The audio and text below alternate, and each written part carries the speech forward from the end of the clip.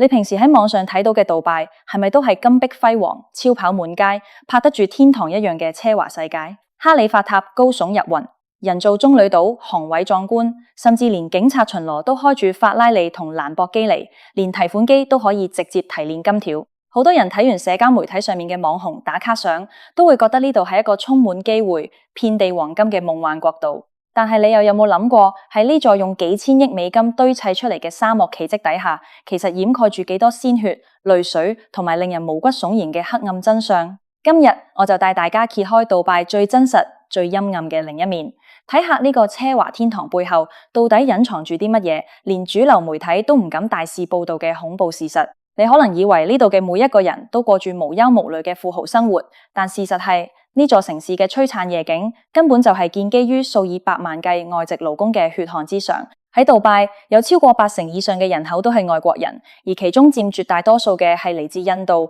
巴基斯坦、孟加拉同埋尼泊爾等東南亞同南亞國家嘅基層勞工。呢班人懷住改變命運嘅夢想，借咗巨額債務，支付昂貴嘅中介費嚟到杜拜，以為可以賺取高薪，改善屋企人嘅生活。點知一落飛機，等待佢哋嘅唔係黃金，而係一場無法逃脫嘅噩夢。呢種運作模式喺當地被稱為保薦人制度，即係所謂嘅卡法拉制度。雖然名義上呢個制度喺法律上經歷過多次改革，但喺現實操作當中，佢根本就係一種現代版嘅奴隸制。僱主或者中介公司一接手呢班工人，第一件事就係強行收走佢哋嘅護照同身份證明文件。失去咗護照，呢班工人就等於失去咗合法身份同自由移動嘅權利。佢哋唔可以隨便換工作，亦都唔可以離開杜拜，甚至連行出工地範圍都有可能被當成非法移民逮捕。更恐怖嘅係，佢哋嘅工作同生活環境。喺夏天，杜拜嘅氣溫可以輕鬆突破攝氏50度，地面溫度甚至超過60度。喺呢種連駱駝都唔想行嘅極端高溫之下，呢班外勞每日要喺戶外進行超過10個鐘頭嘅重體力勞動。雖然當地法律有規定高溫時段要有休息時間，但好多建築公司為了趕工，根本就忽視呢啲法例。喺高樓大廈嘅施工現場，因為熱衰竭、中暑甚至高空墮下而死亡嘅工人不計其數，但官方嘅統計數據往往只會將呢啲死因歸類為自然死亡或者心臟驟停，從而避開巨額嘅賠償同責任。當呢班工人辛苦完一日，返到去嘅唔係咩舒適嘅宿舍，而係位於杜拜郊區，被稱為索納普爾嘅勞工營。索納普爾喺阿拉伯語入面嘅意思係黃金之地，但呢度嘅環境同黃金完全扯唔上任何關係。嗰度遠離市中心嘅繁華，冇高樓大廈，只有成千上萬間簡陋至極嘅板房。一間不足幾十尺嘅狹窄房間入面，往往擠住8到12個工人，上下鋪密密麻麻，連轉身都困難。室內通風極差，喺高溫天氣下，冷氣機常常故障或者根本冇得用，發出令人嘔心嘅惡臭同汗酸味。污水喺路邊隨處橫流，老鼠同床爪遍布每一個角落。更令人絕望嘅係薪金問題，呢班工人每日冒住生命危險工作，月薪往往只有1000到1500迪拉姆，折合港幣大概2、3千蚊左右。但即係呢啲微薄嘅人工，僱主仲會經常拖欠，少則幾個月，多則半年以上。工人因為護照被扣押，又唔識當地語言，加上法律制度完全偏向本地僱主，佢哋根本投訴無門。如果不幸發起罷工或者抗議，等待佢哋嘅唔係解決問題，而係警察嘅警棍實時逮捕，以及被強行遣返出境，落得一身巨債卻兩手空空嘅悲慘下場。講到呢度，最令人心酸嘅對比就出現咗。喺杜拜，富豪同中產階級嘅寵物過住嘅生活，竟然比呢班辛苦建成嘅外勞好上100倍甚至1000倍。大家喺網絡上面應該見過唔少杜拜富豪養金豹、獅子、老鷹作為身份象徵嘅影片。呢啲野生猛獸唔單止享有獨立嘅空調房間、專人侍候嘅頂級浴室，甚至連搭飛機都可以坐頭等艙。喺呢座城市，一隻名貴嘅獵鷹或者一隻純種嘅駱駝，身價可以高達幾百萬甚至上千萬港幣，有專屬嘅醫療團隊同24小時護理。而嗰班默默為呢座城市付出汗水同生命嘅基層工人，喺某些富豪眼入面，甚至連一隻寵物嘅價值都不如。呢種畜生俾人好命嘅極端現象，喺杜拜唔係科幻小說，而係每日真實上演嘅殘酷現實。大家可能又會好奇，杜拜表面上睇落咁乾淨、咁現代化，佢哋嘅城市基礎建設一定係世界第一啦。呢度就涉及另一個令人震驚嘅地下真相。大家都知道世界第一高樓哈里法塔高達828米，宏偉壯觀。但你知唔知喺哈利法塔落成後嘅好長一段時間入面，這座宏偉嘅摩天大樓竟然係冇連接城市嘅地下中央污水處理管網嘅。大家試下想象一下，一棟住咗幾萬人、有幾百層樓嘅超大型建築，每日產生嘅幾十噸糞便同生活污水到底去咗邊？答案令人哭笑不得，亦都極度荒謬。喺嗰幾年入面，每日清晨，哈利法塔地下都會排起長長嘅車隊，嗰啲唔係咩高級跑車，而係成百上千輛橘黃色嘅大型抽糞車。呢啲車隊將哈利法塔以及周邊幾座摩天大樓嘅污水抽走，然後喺沙漠路上排隊幾十公里，運去城市幾十公里外嘅污水處理廠。如果污水廠處理唔切，甚至有啲偷懶嘅司機偷偷地將污水直接傾倒喺沙漠深處或者大海入面。雖然近年杜拜當局已經着手改善污水管網系統，但呢個抽糞車長龍嘅奇觀完全暴露咗杜拜喺追求表面極致奢華嘅同時，底層基礎建設嘅嚴重滯後同荒謬。同樣嘅環境災難仲發生喺看似美麗嘅人造棕櫚島之上。棕櫚島喺太空都睇得到，被譽為世界第8大奇蹟。但呢個項目喺建造嘅時候，強行喺海底開採咗幾億噸嘅沙石，直接破壞咗當地嘅海洋生態系統，導致珊瑚礁大面積死亡，海洋生物失去了棲息地。而且因為人造島形狀嘅限制，島嶼內部嘅海水流動性極差，水質迅速惡化，發出陣陣臭味。富豪們花了幾千萬購買嘅海景豪宅，門前嘅海水卻像死水一樣，甚至要定期靠人工清理同注射化學劑嚟維持表面嘅清澈。呢啲高昂嘅環境代價喺宣傳片入面係永遠唔會提及嘅。除了環境同外勞問題，杜拜嘅金融同法律體系亦都充滿咗陷阱，一唔小心就會將一個普通人推入萬劫不復嘅深淵。喺杜拜，表面上嘅低稅率同自由市場吸引咗無數外國企業家同打工仔，但呢度嘅法律體系同西方或者香港完全不同，佢係基於伊斯蘭教法同伊斯蘭傳統嘅混合體。喺杜拜，曾經喺好長一段時間內開出跳票，即係俗稱嘅彈票，係屬於嚴重嘅刑事罪行，可以直接判處監禁。大家諗下，喺商業世界入面，資金周轉不靈係好常見嘅事。如果你喺杜拜開公司或者買樓，一旦因為生意失敗或者失業，導致銀行戶口冇足夠嘅錢兌現支票，你就會立刻變成通緝犯。好多原本生活優美嘅外籍中產或者企業家，一夜之間因為欠債而面臨牢獄之災。喺2008年全球金融危機期間，杜拜國際機場嘅停車場入面停放咗超過1000輛被主人遺棄嘅高級跑車同豪車，鑰匙仲插喺車上，車身上落滿咗厚厚嘅沙塵。呢啲車嘅主人唔係發咗達唔要車，而係因為破產或者欠債，為了逃避嚴苛嘅刑事監禁，連夜買機票逃離杜拜，再也不敢踏入這片土地一步。如果你以為只要唔做生意、唔借錢，乖乖做個遊客或者普通員工就安全，但你就大錯特錯咗。杜拜嘅法律同社會監控嚴密程度遠超你嘅想象。喺杜拜，無處不在嘅高清人臉識別鏡頭鋪天蓋地，監控住城市嘅每一個角落。而更可怕嘅係，當地嘅網絡審查同言論控制。喺杜拜，你唔可以喺社交媒體上面隨便發表對政府、皇室或者當地法律嘅任何負面評論。如果你喺 Facebook、Instagram 或者 WhatsApp 上面抱怨杜拜嘅不好，甚至只是轉發一篇批評杜拜嘅新聞，你都有可能觸犯當地嘅網絡犯罪法，面臨巨額罰款、監禁以及遣返，甚至連日常嘅網絡通訊都受到嚴格限制。杜拜當局為了保護國有電信公司嘅利益同進行安全監控，長期封鎖了 WhatsApp、Skype、FaceTime 等軟件嘅免費語音同視訊通話功能。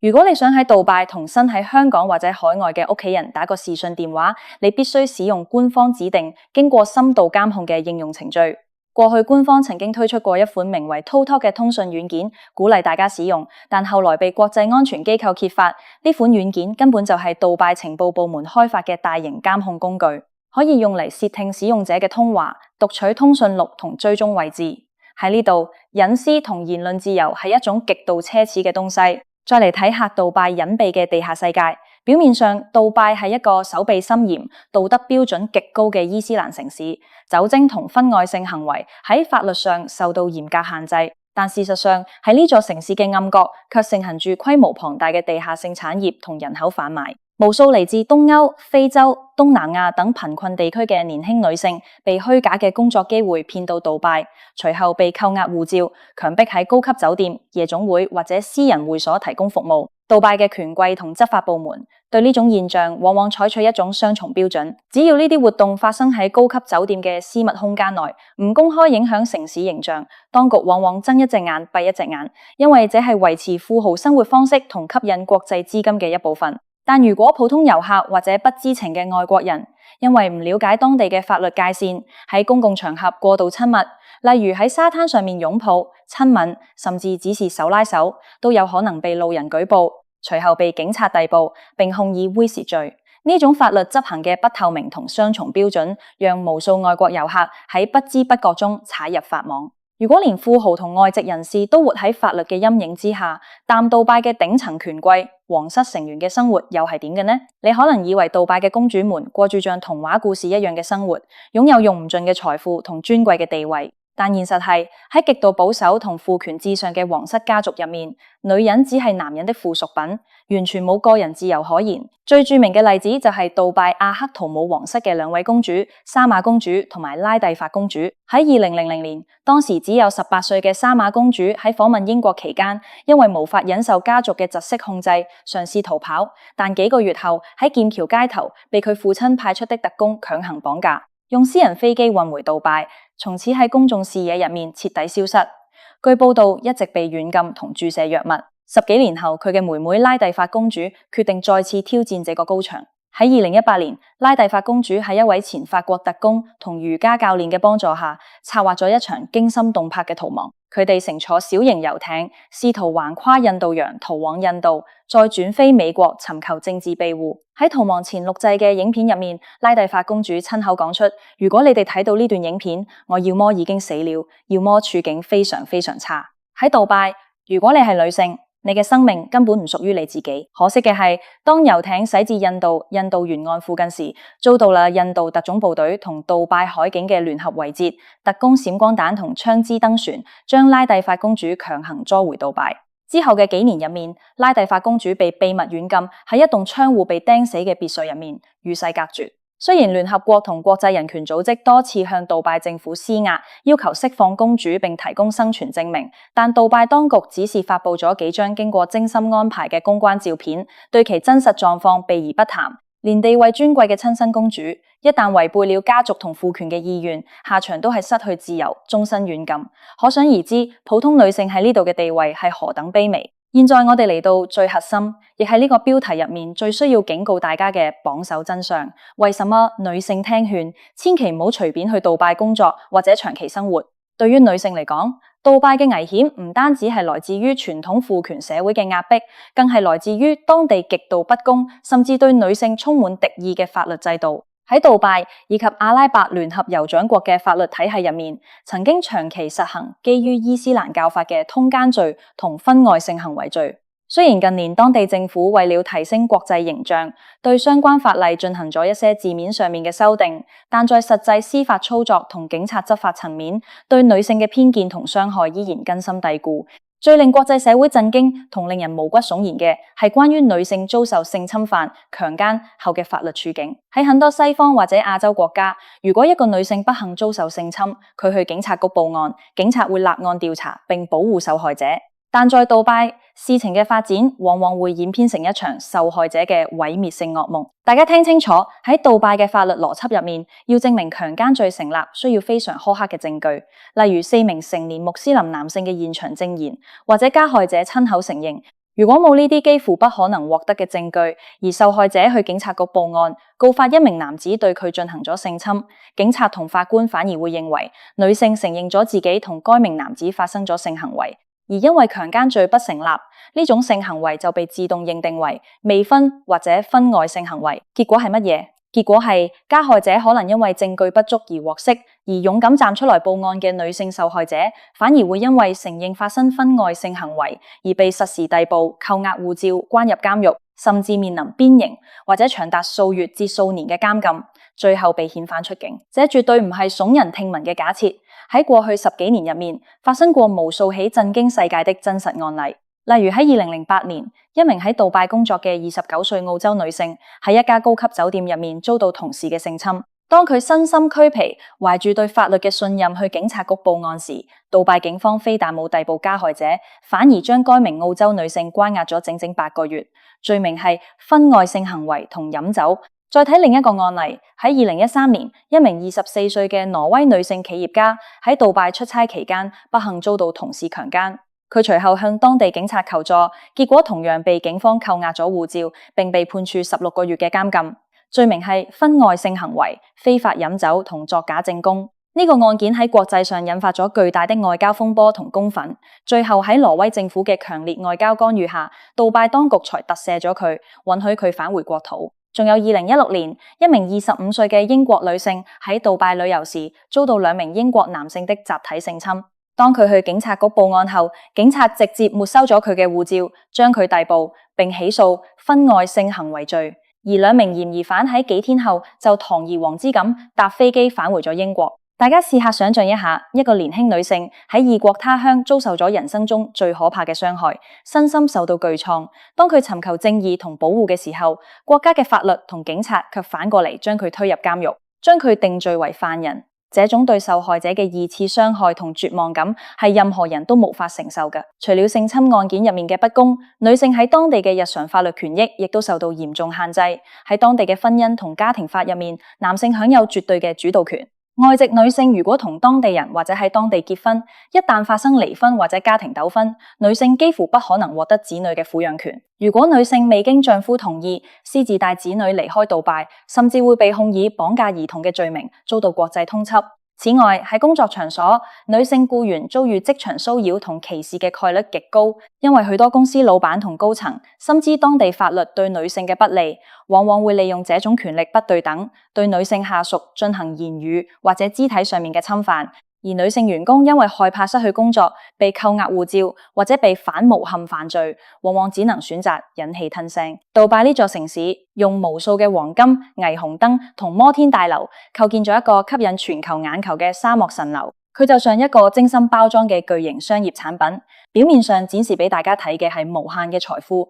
頂級嘅奢華同無盡嘅機會，但在這個華麗包裝嘅裏面，卻填充住對底層外勞嘅酷虐剝削，對野生動物嘅畸形溺愛，對言論同隱私嘅嚴密監控，對權貴違法嘅包庇，以及對女性權益同人身安全嘅冷酷無視。如果你只係一個手持厚厚美金去入住7星級帆船酒店，搭乘直升機觀光嘅短途遊客，杜拜可能會俾你留下一個美好而虛幻嘅印象。但如果你係一個普通人，打算去呢度尋找工作機會，或者係一個單身女性，被嗰度看似高昂嘅薪金同無稅收政策所吸引，準備去呢度長期生活，但我勸你喺做決定之前，一定要擦亮雙眼，深入了解一下這座城市喺金光閃閃背後嘅殘酷真相。世上從來冇無緣無故嘅奇蹟，杜拜嘅繁華係建喺幾百萬現代奴隸嘅骨血之上，係建喺嚴苛而冷酷嘅法律體系之上。當你走喺杜拜乾淨整潔嘅大道上面，睇住身邊駛過嘅超跑，